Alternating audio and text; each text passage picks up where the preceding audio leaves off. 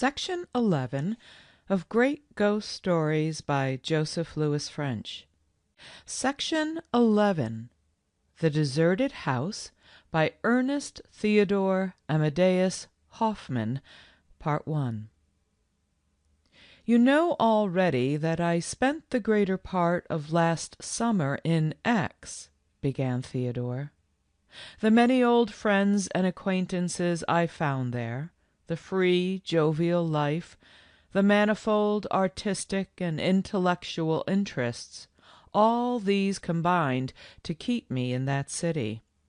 I was happy as never before, and found rich nourishment for my old fondness for wandering alone through the streets, stopping to enjoy every picture in the shop windows, every placard on the walls, or watching the passers-by and choosing some one or the other of them to cast his horoscope secretly to myself.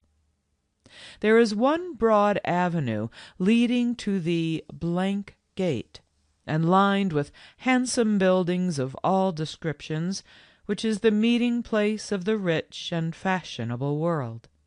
The shops which occupy the ground floor of the tall palaces are devoted to the trade in articles of luxury, and the apartments above are the dwellings of people of wealth and position.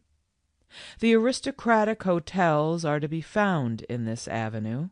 The palaces of the foreign ambassadors are there, and you can easily imagine that such a street would be the center of the city's life and gaiety.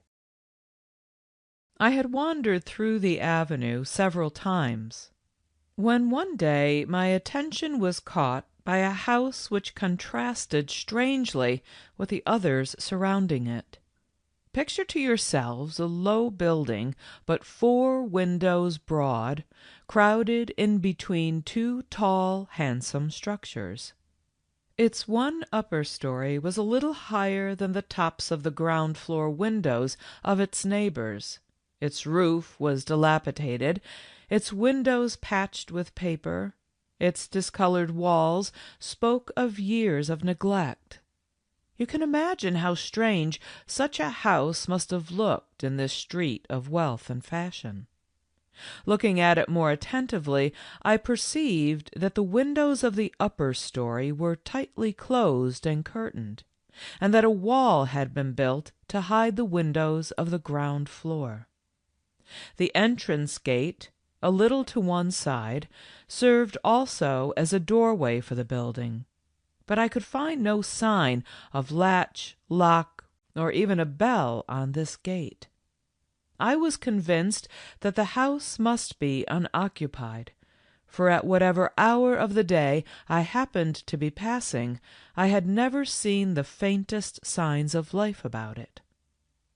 You all, the good comrades of my youth, know that I have been prone to consider myself a sort of clairvoyant, claiming to have glimpses of a strange world of wonders, a world which you, with your hard common sense, would attempt to deny or laugh away. I confess that I have often lost myself in mysteries which after all turned out to be no mysteries at all. And it looked at first as if this was to happen to me in the matter of the deserted house, that strange house which drew my steps and my thoughts to itself with a power that surprised me. But the point of my story will prove to you that I am right in asserting that I know more than you do. Listen now to what I'm about to tell you. One day, at the hour in which the fashionable world is accustomed to promenade up and down the avenue, I stood as usual before the deserted house, lost in thought. Suddenly I felt, without looking up, that someone had stopped beside me, fixing his eyes on me. It was Count P., who told me that the old house contained nothing more mysterious than a cake bakery belonging to the pastry cook, whose handsome shop adjoined the old structure. The windows of the ground floor were walled up to give protection to the ovens, and the heavy curtains of the upper story were to keep the sunlight from the wares laid out there. When the Count informed me of this, I felt as if a bucket of cold water had been suddenly thrown over me. But I could not believe in this story of the cake and candy factory.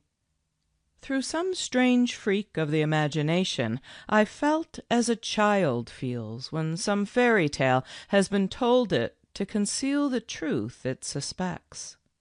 I scolded myself for a silly fool. The house remained unaltered in its appearance, and the visions faded in my brain, until one day a chance incident woke them to life again.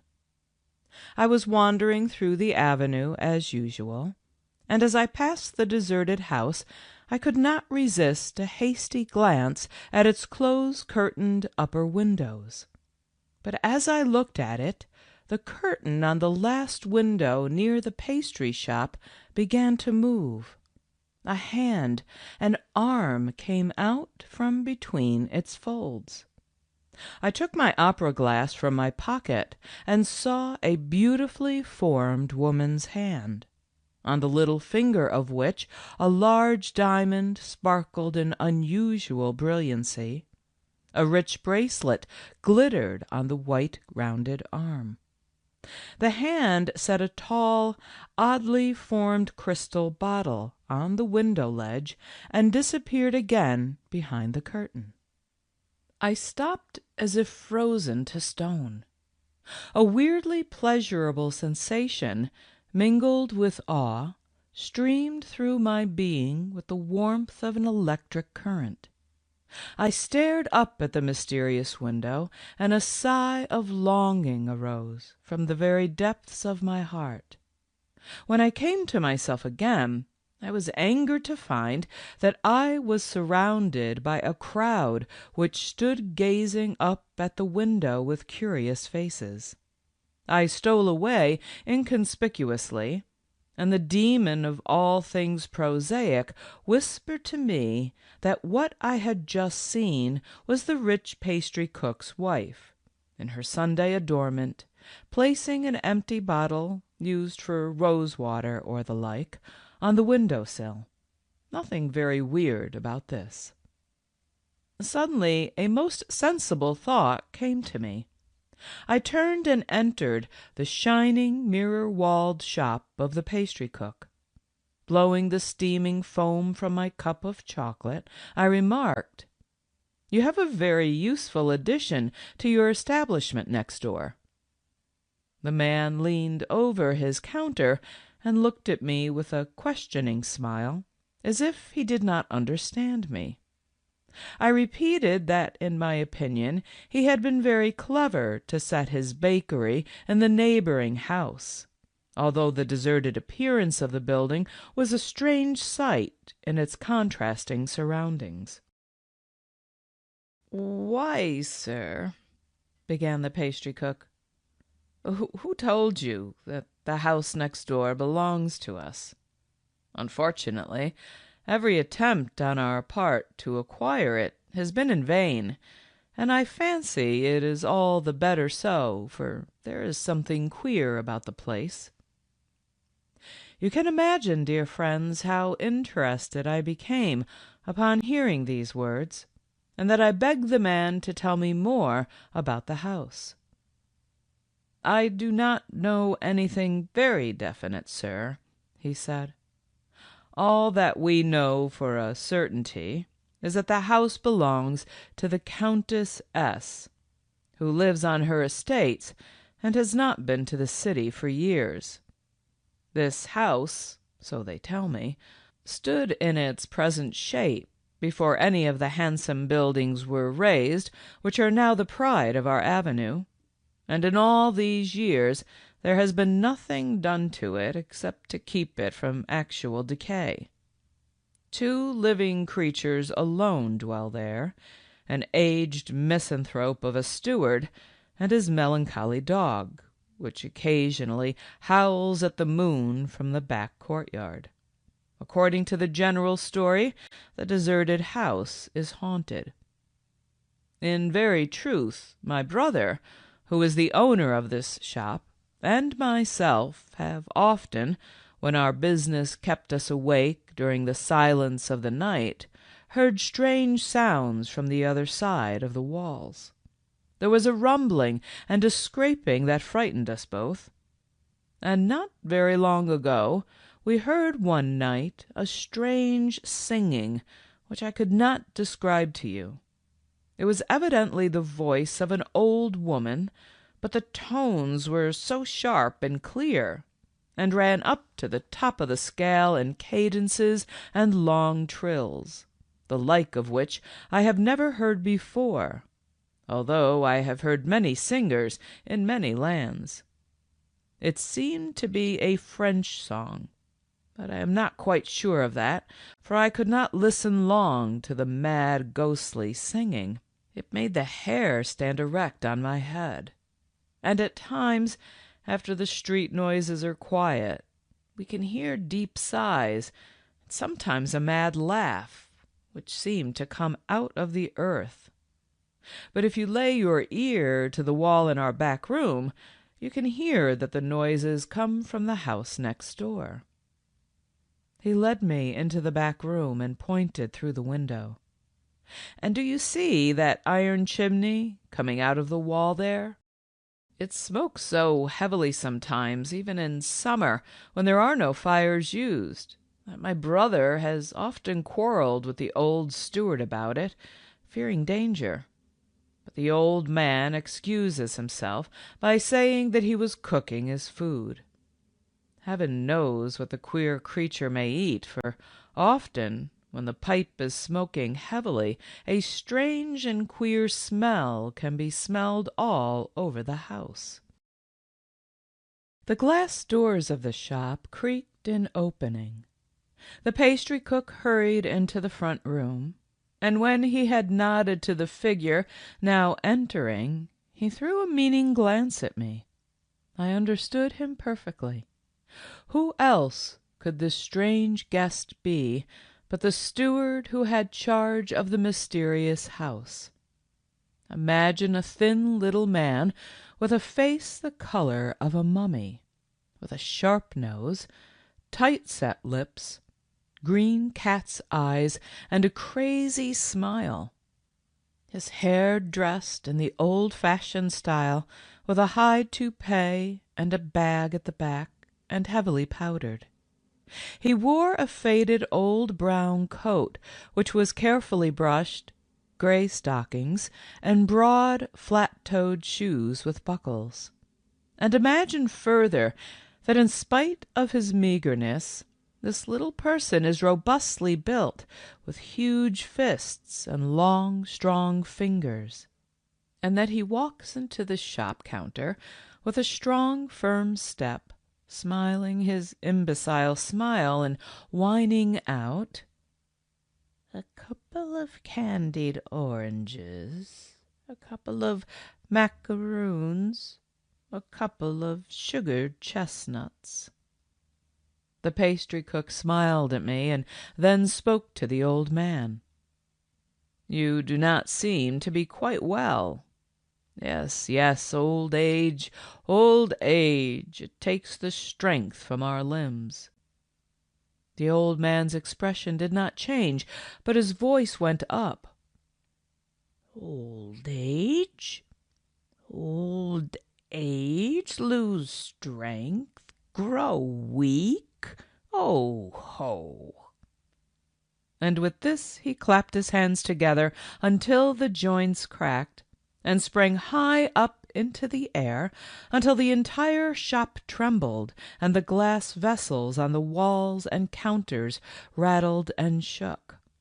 But in the same moment a hideous screaming was heard. The old man had stepped on his black dog, which, creeping in behind him, had laid itself at his feet on the floor. "Devilish beast! Dog of hell!" groaned the old man in his former miserable tone, opening his bag and giving the dog a large macaroon. The dog, which had burst out into a cry of distress that was truly human, was quiet at once, sat down on its haunches, and gnawed at the macaroon like a squirrel.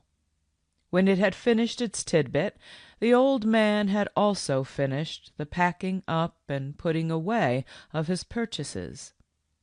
"Good night, honored neighbor," he spoke, taking the hand of the pastry cook and pressing it until the latter cried aloud in pain.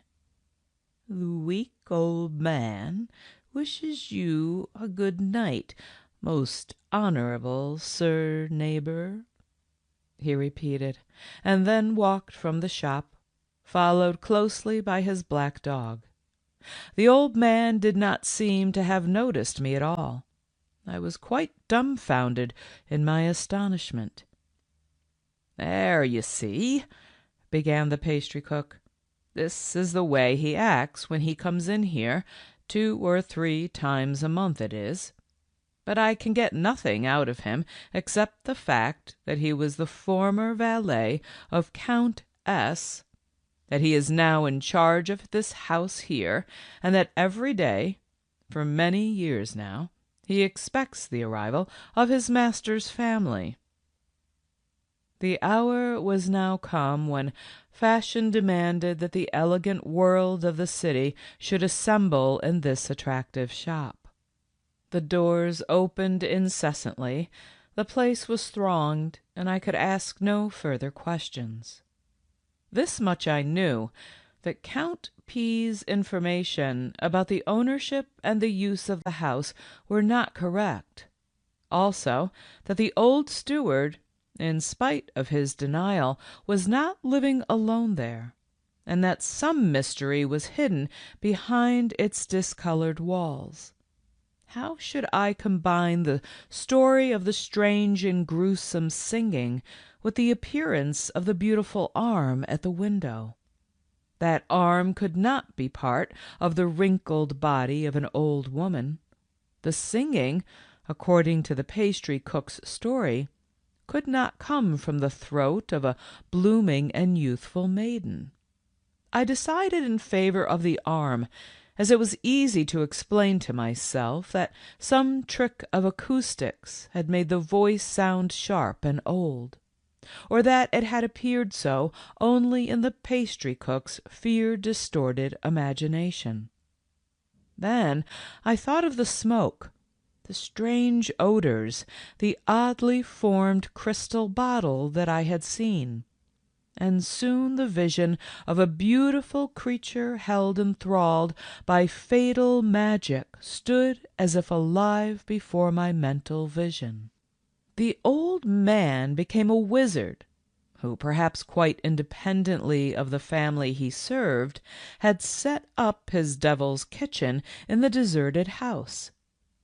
My imagination had begun to work, and in my dreams that night I saw clearly the hand with the sparkling diamond on its finger, the arm with the shining bracelet.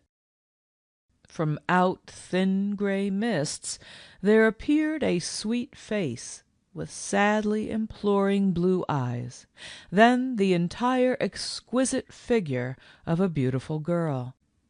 And I saw that what I had thought was mist was the fine steam flowing out in circles from a crystal bottle held in the hands of the vision. "O fairest creature of my dreams," I cried in rapture, "reveal to me where thou art, what it is that enthralls thee. Ah, I know it! It is black magic that holds thee captive.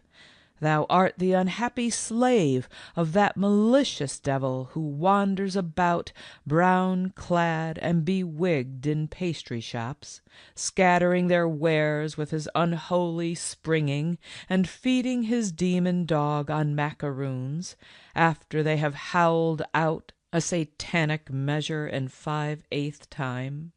Oh, I know it all, thou fair and charming vision. The diamond is the reflection of the fire of thy heart, but that bracelet about thine arm is a link of the chain which the brown-clad one says is a magnetic chain. Do not believe it, O glorious one. See how it shines in the blue fire from the retort. One moment more, and thou art free. And now, O maiden, open thy rosebud mouth and tell me. In this moment a gnarled fist leaped over my shoulder and clutched at the crystal bottle, which sprang into 1,000 pieces in the air. With a faint, sad moan, the charming vision faded into the blackness of the night. When morning came to put an end to my dreaming, I hurried through the avenue, seeking the deserted house as usual, and I saw something glistening in the last window of the upper story. Coming nearer, I noticed that the outer blind had been drawn quite up, and the inner curtain slightly opened. The sparkle of a diamond met my eye. Oh, kind heaven, the face of my dream looked at me, gently imploring from above the rounded arm on which her head was resting. But how was it possible to stand still in the moving crowd without attracting attention? Suddenly I caught sight of the benches placed in the gravel walk in the center of the avenue, and I saw that one of them was directly opposite the house. I sprang over to it, and leaning over its back, I could stare up at the mysterious window undisturbed. Yes, it was she, the charming maiden of my dream. But her eye did not seem to seek me, as I had at first thought. Her glance was cold and unfocused, and had it not been for an occasional motion of the hand and arm, I might have thought that I was looking at a cleverly painted picture. I was so lost in my adoration of the mysterious being in the window, so aroused and excited throughout all my nerve centers, that I did not hear the shrill voice of an Italian street hawker who had been offering me his wares for some time. Finally he touched me on the arm. I turned hastily and commanded him to let me alone, but he did not cease his entreaties, asserting that he had earned nothing to-day, and begging me to buy some small trifle from him. Full of impatience to get rid of him, I put my hand in my pocket, with the words, "I have more beautiful things here." He opened the under drawer of his box and held out to me a little round pocket mirror. In it, as he held it up before my face, I could see the deserted house behind me, the window, and the sweet face of my vision there. I bought the little mirror at once, for I saw that it would make it possible for me to sit comfortable and inconspicuously, and yet watch the window. The longer I looked at the reflection in the glass, the more I fell captive to a weird and quite indescribable sensation, which I might almost call a waking dream. It was as if a lethargy had lamed my eyes, holding them fastened on the glass beyond my power to loosen them. And now at last the beautiful eyes of the fair vision looked at me. Her glance sought mine and shone deep down into my heart. "You have a pretty little mirror there," said a voice beside me. I awoke from my dream and was not a little confused when I saw smiling faces looking at me from either side. Several persons had sat down upon the bench, and it was quite certain that my staring into the window and probably my strange expression had afforded them great cause for amusement. "You have a pretty little mirror there," repeated the man, as I did not answer him. His glance said more, and asked without words the reason of my staring so oddly into the little glass. He was an elderly man, neatly dressed, and his voice and eyes were so full of good nature that I could not refuse him my confidence. I told him that I had been looking in the mirror at the picture of a beautiful maiden who was sitting at a window of the deserted house. I went even farther. I asked the old man if he had not seen the fair face himself. "Over there? In the old house? In the last window?" He repeated my questions in a tone of surprise.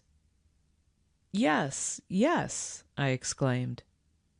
The old man smiled and answered, "Well, well, that was a strange delusion. My old eyes. Thank heaven for my old eyes. Yes, yes, sir. I saw a pretty face in the window there, with my own eyes, but it seemed to me to be an excellently well-painted oil portrait." I turned quickly and looked toward the window. There was no one there, and the blind had been pulled down. "Yes," continued the old man. "Yes, sir. Now it is too late to make sure of the matter, for just now the servant, who, as I know, lives there alone in the house of the Countess S., took the picture away from the window after he had dusted it and let down the blinds." "Was it then surely a picture?" I asked again in bewilderment. "You can trust my eyes," replied the old man. "The optical delusion was strengthened by your seeing only the reflection in the mirror. And when I was in your years, it was easy enough for my fancy to call up the picture of a beautiful maiden." "But the hand and arm moved," I exclaimed. "Oh, yes, they moved, indeed they moved," said the old man, smiling, as he patted me on the shoulder. Then he arose to go, and bowing politely, closed his remarks with the words, "Beware of mirrors which can lie so vividly. Your obedient servant, sir." You can imagine how I felt when I saw that he looked upon me as a foolish fantast. I hurried home full of anger and disgust, and promised myself that I would not think of the mysterious house. But I placed the mirror on my dressing-table that I might bind my cravat before it. And thus it happened one day, when I was about to utilize it for this important business, that its glass seemed dull, and that I took it up and breathed on it to rub it bright again. My heart seemed to stand still. Every fibre in me trembled in delightful awe.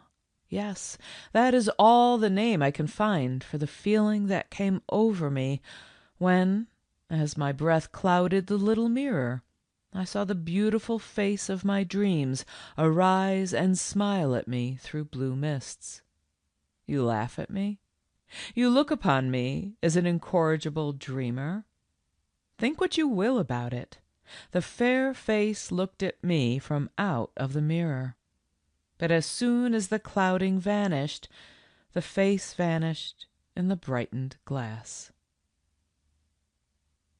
End of section 11. The Deserted House, part 1. Please subscribe to update new videos. Please share and like if you enjoyed the video. Thanks so much.